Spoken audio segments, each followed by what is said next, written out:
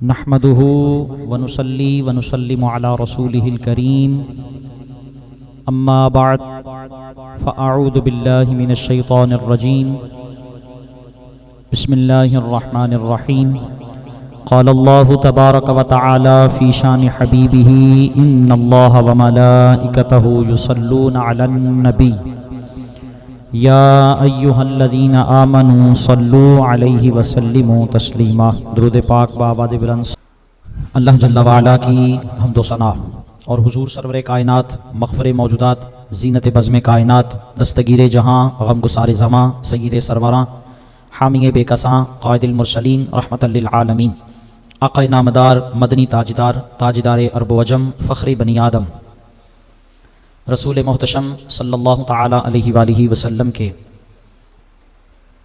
دربار گوہربار میں ہدیہ درود و سلام پیش کرنے کے بعد آج کے جمعۃ المبارک کا ہمارا موضوع حضور سیدی عبدالقادر جیلانی محبوب سبحانی شہباز لامکانی رحمۃ اللہ تعالی علیہ، ان کی سیرت کے چند پہلو آج ہم اس جمعۃ المبارک کی نشست میں سماعت فرمائیں گے۔ رب ذوالجلال کی بارگاہ میں دعا ہے، خالق کائنات جو کچھ ہم سنیں اللہ مجھے اور آپ سب کو عمل کرنے کی توفیق عطا فرمائے۔ اللہ رب العزت نے قرآن مجید برہان رشید کے پارہ نمبر 11 سورہ یونس کی آیت نمبر 62 میں ارشاد فرمایا، الا ان اولیاء اللہ لا خوف علیہم ولا هم یحزنون۔ فرمایا سن لو، خبردار ہو جاؤ کہ بے شک اللہ کے ولیوں پر نہ کچھ خوف ہے اور نہ کچھ غم، اور اس خوف اور غم کے نہ ہونے کی وجہ کیا ہے؟ فرمایا الذین آمنوا وکانوا یتقون، اس لیے کہ وہ ایمان لائے اور پرہیزگاری اختیار کی۔ خوف اور غم نہ ہونے کی وجہ یہ ہے کہ انہوں نے ایمان قبول کیا اور پھر اس کے بعد پرہیزگاری اختیار کی۔ اب جب ایمان لے آئے، پرہیزگار بھی ہو گئے، اگلی بات فرمایا لہم البشریٰ فی الحیات الدنیا وفی الآخرہ، انہیں خوشخبری ہے دنیا کی زندگی میں بھی اور آخرت میں بھی، لا تبدیل لکلمات اللہ، اللہ کے کلمات، اللہ کی باتیں بدل نہیں سکتی۔ ذالک هو الفوز العظیم، یہی بڑی کامیابی ہے۔ سب سے پہلے تو دیکھتے ہیں کہ ولی کون ہوتا ہے۔ ولی کہتے کس کو ہیں؟ کہتے ہیں ولی کی اصل ولا سے ہے، جو قرب اور نصرت کے معنی میں ہے۔ ولی کیا کرتا ہے؟ اللہ کے قریب کرتا ہے، قرب اور نصرت، یا اللہ کی دی ہوئی مدد سے ہی مدد کرتا ہے، یا اللہ کے قرب میں لے جاتا ہے، اللہ کے قریب کر دیتا ہے، اس کو ولی کہا جاتا ہے۔ اچھا، اب آگے اس کی ڈیفینیشن ہے، یہ تو معنی تھا، آگے اس کی تعریف آ رہی ہے۔ کہتے ہیں اللہ کا ولی وہ ہے جو فرائض سے قرب الہی حاصل کرے اور اطاعت الہی میں مشغول رہے، یعنی اس کا اللہ کی طرف سے غفلت کا ایک منٹ بھی نہ گزرے، وہ اپنی زندگی کے اندر ایک منٹ بھی اللہ سے غافل ہو کر نہ گزارے، انہوں ولی کہندے ہیں۔ یہ اس کی تعریف ہے۔ آگے فرمایا اور اس کا دل نور جلال الہی کی معرفت میں مستغرق رہے، جب دیکھے تو دلائل قدرت الہی کو دیکھے، اور جب سنے تو اللہ کی آیتیں ہی سنے، اور جب بولے تو اپنے رب کی ثنا ہی کے ساتھ بولے، اور جب حرکت کرے تو اطاعت الہی میں حرکت کرے، اور جب کوشش کرے اس امر میں کوشش کرے جو ذریعہ قرب الہی ہو۔ یہ اس کی تعریف ہے، یعنی اس کا ہر اٹھنے والا قدم اللہ اور اس کے رسول کی اطاعت اور فرما برداری میں ہو، انہوں ولی کہندے ہیں۔ آج کل کے ہمارے معاشرے کے اندر یا ہمارے انوائرمنٹ کے اندر ہر وہ بندہ جس کو قرآن و سنت کے حوالے سے کوئی پتہ ہی نہیں، فرائض کی تکمیل ہی نہیں، بلکہ جی انہوں نے نماز دا کہو تو وہ کہندے نے ساڈی نماز ہی ایتھے نہیں ہوندی۔ اچھا جی کدھر ہوتی ہے آپ کی نماز؟ جی فلانی جگہ تے ہوندی ہے، مدینے میں ہوتی ہے، مکے میں ہوتی ہے۔ پاکستان جو نماز نہیں ہوتی، وہ کہتے ہیں جی ہم نمازاں اسی پڑھیاں ہوئی ہیں جی، کیڑی نماز؟ اچھا، یا اس سے آگے چلے تو ان سے کہا جائے یار نماز نہیں پڑھتے، تو وہ کہتے ہیں جی نماز پڑھن دا تے حکم ہی نہیں آیا، قرآن مجید میں نماز پڑھنے کا حکم کہاں آیا؟ اچھا جی کہا حکم آیا جی نماز قائم کرنے کا۔ اچھا قائم کرنا کس کو کہتے ہیں؟ وہ کون سا قائم کرنا تھا جس کے بارے میں انبیاء کو نہیں پتا چلا؟ بقول ان لوگوں کے انہوں نے قائم کرن دا بہت مطلب پتا چل گیا، اور پھر اس کے بعد انبیاء کے بعد صحابہ، تابعین، تبع تابعین، غوث، کتب ابدال، ائمہ، محدثین، ان کو پتا نہیں چلا قائم کرنے کے معنی، انہوں نے بہت سمجھ آ گئے نے جو یہ کہتے ہیں جی پڑھن دا حکم کتنے ہے، نماز تے قائم کرن دا حکم ہے۔ اور اگر آپ یقین مانیں، اگر ان سے پوچھیں نا آپ کے جی قائم کرنا کس کو کہتے ہیں، تو ان کو پتہ ہی نہیں ہوگا۔ لفظ قائم یہ کس کو کہا جاتا ہے، اس کی ڈیفینیشن کیا ہے، یہ نہیں ان کو پتا ہوگا۔ صرف کیا ہے، یہ اپنے دل کو مطمئن کیا ہوا ہے۔ لیکن یاد رکھیں جو طریقت ہے نا، طریقت اور معرفت، یہ بغیر شریعت مطہرہ کے کبھی حاصل ہو نہیں سکتی، ٹھیک ہے جی۔ اور حضرت داتا گنج بخش علی حجویری نے کشف المعجوب کے اندر بڑی خوبصورت بات لکھی ہے۔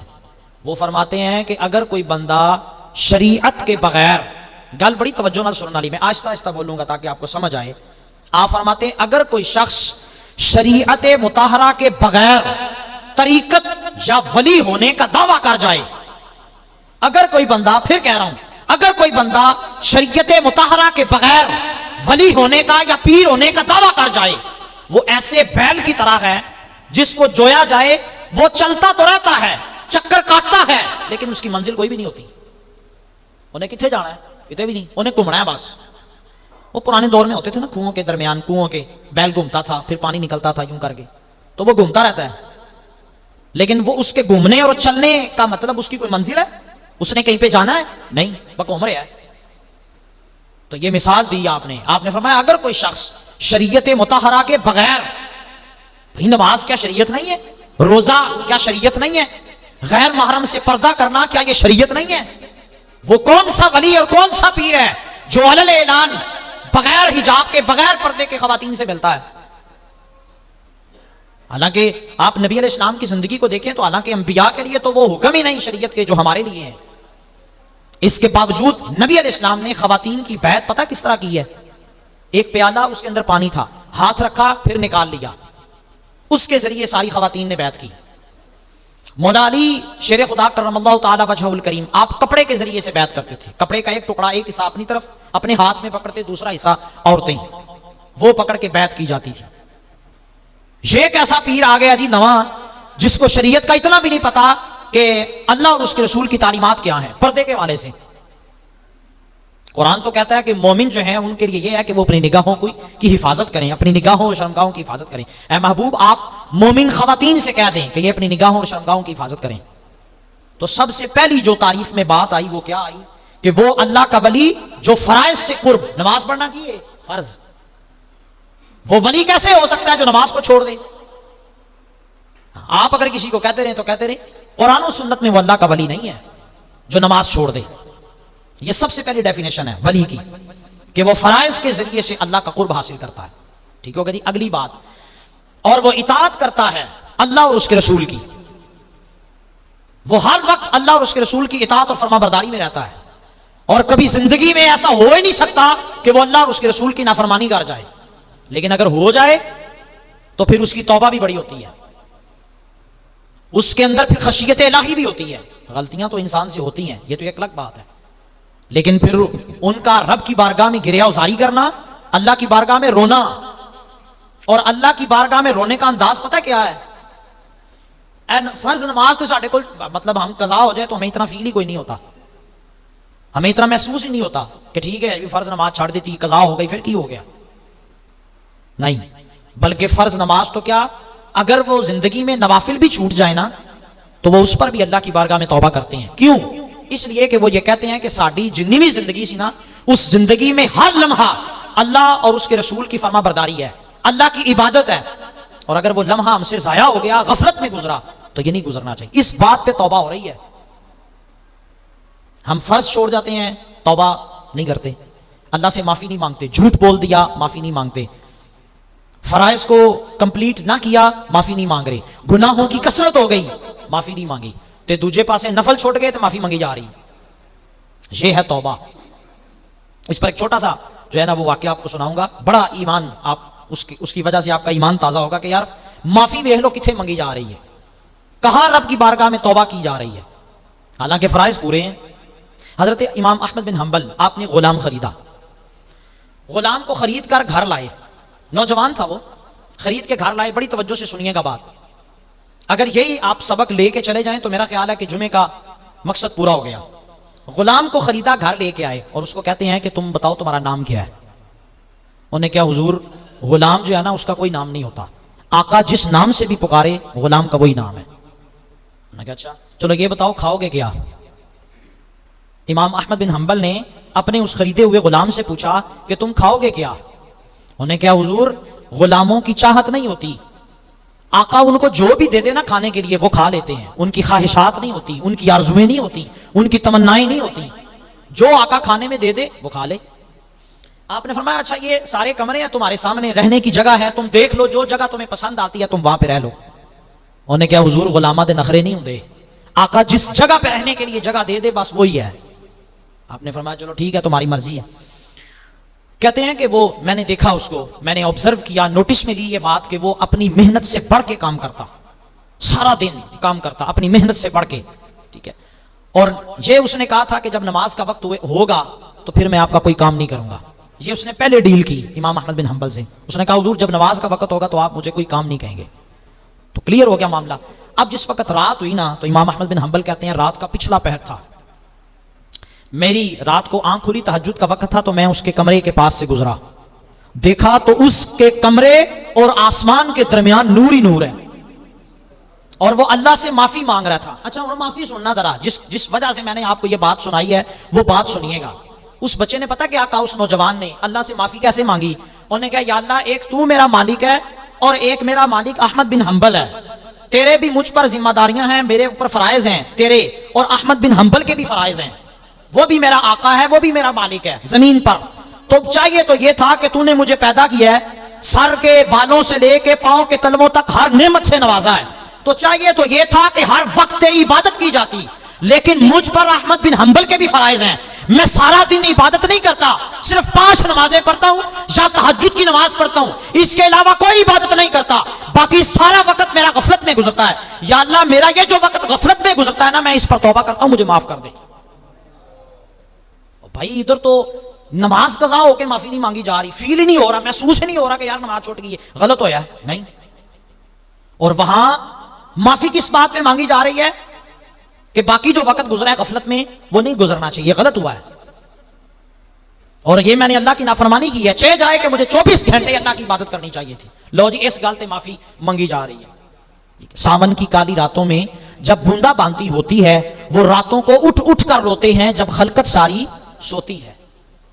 تو یہ ہے جی بے دردانو نیند پیاری آوے تے درد مندانو یاد سجن دی, سوتے ہیں بھی آن جگاوے, وہ نہیں سوتے رات کو, وہ اٹھ کے اللہ کی عبادت کر رہے ہیں. یہ ہے تقوی. بیسک کیا وجہ تھی, الا ان اولیاء اللہ لا خوف علیہم ولا هم یحزنون. کیوں, صرف اس لیے کہ وہ ایمان لائے, وکانوا یتقون, اور انہوں نے پرہیزگاری اختیار کی. یہ ہے اللہ کا ولی.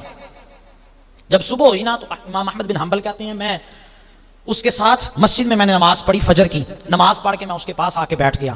میں نے اس کو کہا کہ آج کے بعد تو آزاد ہے, آزاد ہے تو آج کے بعد. انہوں نے کیا حضور کی ہوا, میرے کو غلطی ہو گئی, میرا کوئی کام ایسا آپ کو لگا جو اچھا نہیں تھا تو میں اس پہ معافی مانگ لیتا ہوں, مجھ سے کوئی غلطی ہوئی جس کی وجہ سے. کہتے ہیں نہیں, آزاد ہو تم, لیکن کھانا تمہیں ملے گا, 3 ٹائم کا گھر رہنے کے لیے جگہ بھی تمہیں یہیں پہ ملے گی, صرف تو نے کام نہیں کرنا, بس آئندہ کے بعد تو نے کام نہیں کرنا. انہوں نے کہا حضور کیا ہوا, تو امام احمد بن حنبل فرماتے ہیں میں نے اس کو کہا کہ میں نے تیری رات کی جو توبہ تھی نا میں نے اس کو دیکھ لیا ہے.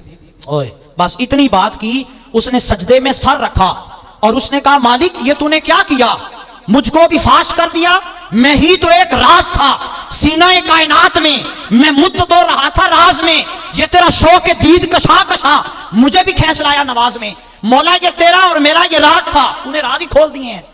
بس اتنی اس نے بات کی, چیخ ماری اور اس کی روح نکل گئی. سر یہ عبادت ہے, یہ کون سی بات ہوئی, 4 بندوں کو دیکھا تو قرآن کھول کے بیٹھ گئے. اگر تہجد پڑھی لی, سعادت ملی گئی تہجد کی, تو 10 لوگوں کو بتا دیا جی میں سویرے اٹھیا سا تے انج ہویا سی، لوگوں کو پتا لگے یہ تہجد پڑھتا ہے، یہ نماز پڑھتا ہے، یہ عبادت بڑی کرتا ہے، یہ تسبیح بڑی پڑھتا ہے، یہ قرآن بڑا پڑھتا ہے. نہیں، اس نے کہا نہیں، یہ راز تھا یا اللہ میرے اور تیرے درمیان، اور آج یہ راز کھل گیا، بس اینڈ ہو گیا. یہ ہے جی تقویٰ، یہ ہے پرہیزگاری. اور جس وقت یہ آ جائے تو اللہ فرماتا ہے لہم البشریٰ فی الحیات الدنیا وفی الآخرہ، اللہ فرماتا ہے ان کے لیے خوشخبری ہے دنیا کی زندگی میں بھی اور آخرت میں بھی. دنیا کی زندگی میں خوشخبری کیا ہے کہ صدیاں گزرنے کے بعد بھی داتا علی حجویری کا نام آج بھی زندہ ہے، صدیاں گزرنے کے بعد بھی عبد القادر جیلانی کا نام آج بھی زندہ ہے. یہ دنیا کے اندر انعام ہے. اور آخرت میں وہ تو پھر اللہ ہی بہتر جانتا ہے کہ آخرت کے انعام کیا ہوں گے. بس اتنی بات ہے، یہی خلاصہ ہے آج کے جمعۃ المبارک کا کہ اللہ کا ولی وہ ہوتا ہے جو اپنی زندگی کو تقویٰ اور پرہیزگاری کے ساتھ گزارے اور اطاعت الہی میں مستغرق رہے، اور اس انداز سے کہ ایک لمحہ بار بھی وہ غفلت نہ کرے. ٹھیک ہے جی. اور جڑا بندہ کہے جی ساڈی کیڑی نماز ہوندی ہے، کون سی نماز، کیڑیاں نمازاں، نماز قائم کرنا کس کو کہتے ہیں، پڑھنے کی بات ہی نہیں ہوئی قرآن میں، نماز تو قائم کرنے کی بات ہوئی، انہوں تسی پیر کہندے ہو، اس کو آپ اللہ کا ولی کہتے ہیں جو شریعت مطہرہ کی دھجیاں اڑا کے رکھ دے. ہم نے اس کو ولی بنایا ہوتا ہے، ہم اس کو پیر سمجھتے ہیں. تو میرے بھائیوں نہیں، اصل میں پیر اور اللہ کا ولی وہ ہے جو قرآن و سنت کے مطابق خود بھی زندگی گزارے اور اپنی جو آگے اس کے مریدین ہیں ان کو بھی یہی کہے کہ نہیں بھائی، اللہ کی رضا سب سے پہلے جو ہے وہ اپنی زندگی کے اندر اللہ اور اس کے رسول کی اطاعت اور فرما برداری کو پیدا کیا جائے. ٹھیک ہے. اچھا اگلی بات، مال کی جو محبت ہے یہ اس کے اندر نہیں ہونی چاہیے. آج کل آپ دیکھ لیں پیروں فقیروں کا معاملہ وہ بالکل ایسے ہی ہے، نذرانے اور پیسہ اور دولت نہیں. اللہ کا ولی وہ ہوتا ہے جس کو دولت سے پیار نہیں ہوتا، وہ لینے کے بجائے دیتا ہے. آپ دیکھ لیں حضور سید عالم صلی اللہ تعالی علیہ وآلہ وسلم کی زندگی 3 دن تک فاقے رہے، لیکن مجال ہے کہ کوئی آ گیا در پہ مانگنے کے لیے انہوں خالی نہیں بھیجیا، آپ 3 دن فاقہ کر لیا. حاتم طائی کا بیٹا ایک دن آیا امام حسن کے پاس رضی اللہ تعالیٰ عنہ، انہوں نے آ کے نا اس نے بڑے سنائے اپنے باپ کے جو ہے نا وہ سخاوت کے قصے سنائے. حاتم طائی کے بیٹے نے، میرا پیو انی سخاوت کرتا سی، یہ ہوتا تھا وہ ہوتا تھا ایسے ہوتا تھا، میرے باپ کے محل کے 8 دروازے تھے اور 8 سے اگر کوئی شخص آتا تھا اسے خیرات ملتی تھی. کہ ساری باتیں، یہ سارے قصے اس نے سنائے. جب سنا دیے نا تو امام حسن فرمانے لگے یہ تیرے باپ کی سخاوت کا عالم تھا، اب میں بتاؤں کہ میرے نانا کی سخاوت کا عالم کیا تھا. میرے نانا کا کوئی محل کچھ بھی نہیں تھا، صرف ایک ہی دروازہ تھا، اور سوالی جب مانگنے کے لیے خیرات آتا تھا اس کو اتنا نوازتے تھے دوبارہ آنے کی ضرورت ہی نہیں پڑتی تھی. تو اپنے پیو دے کسے سنا رہے 8 دروازے تو خیرات، اور سوالی بن کے آتا تھا تو خیرات ملتی تھی. میرے نانا جو تھے ان کا ایک ہی دروازہ تھا، جیڑا ہوندا سی ایہو جا نواز دیندے سن دوبارہ آن دی لوڑ ہی نہیں سی پیندی. تو اس لیے ولی کا جو دوسرا بڑا معاملہ ہے وہ یہ ہے کہ وہ نذرانے، دولت، پیسہ نہ سوال ہی پیدا نہیں ہوتا. اور رہی بات شہرت کی تو وہ تو بالکل نہیں ہے. حضرت سیدنا ویسے کرنی رضی اللہ تعالیٰ عنہ کے والے سے آتا ہے، وہ دعا مانگا کرتے تھے یا اللہ مجھے لوگوں سے چھپائے رکھنا. وہ نہیں ظاہر کرتے اپنے آپ کو، ہاں کوئی دیکھ لے تو دیکھ لے، جو اس وقت کا معاملہ ہو وہ ایک الگ بات ہے. لیکن آپ دیکھیں کہ جنہوں نے اپنی بقا کو یعنی اپنی زندگی کو زندگی میں فنا کر دیا وہ قیامت تک باقی رہے ہیں. جس وقت انہوں دا دور سی اس وقت کوئی کسی نے پہچانیا یا نہیں پہچانیا، کوئی جانتا تھا یا نہیں جانتا تھا، لیکن صدیاں گزرنے کے بعد آج داتا علی حجویری کو سارے جانتے ہیں. اس وقت تو اتنا معاملہ ہی نہیں تھا، لیکن دیکھ لیں کوئی جگہ کوئی لمحہ ایسا نہیں ہوتا جہاں اس وقت لوگ موجود نہ ہوں. تو یہ ہے اپنی زندگی کے اندر اپنی باقی کو، اپنی زندگی کو فنا کر دینا. بس بھائی جو ہے اللہ رسول کے لیے، بس دنیا داری کے لیے کچھ نہیں ہے. اور جس وقت ان لوگوں نے اپنی زندگی کو، اپنی بقا کو فنا کر دیا وہ چلے گئے، لیکن اللہ نے پھر ان کو فنا نہیں کیا بلکہ ان کو باقی کر دیا. ٹھیک ہے جی، یہ ہے جی زندگی. حضور سیدی عبد القادر جیلانی رحمۃ اللہ تعالی علیہ ان کا معاملہ بھی بالکل ایسا ہی تھا، اطاعت الہی.